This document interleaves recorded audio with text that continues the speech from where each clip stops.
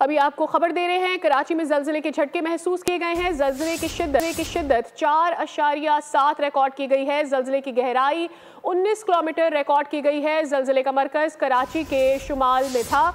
आपको आगाह कर रहे हैं, कराची में ज़लज़ले के झटके महसूस किए गए हैं। ज़लज़ले की शिद्दत 4.7 रिकॉर्ड की गई है रेक्टर स्केल पर, जबकि ज़लज़ले की गहराई 19 किलोमीटर रिकॉर्ड की गई है। ज़लज़ले का मरकज़ कराची का शुमाल बताया जा रहा है।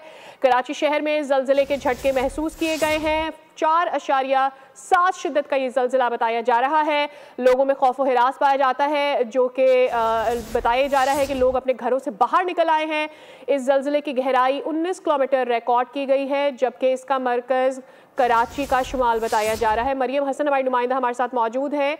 मरियम, आगाह कीजिएगा, ज़लज़ले के झटके महसूस किए गए हैं, किन किन इलाकों में महसूस किए गए हैं ये झटके? देखिए, बिल्कुल अब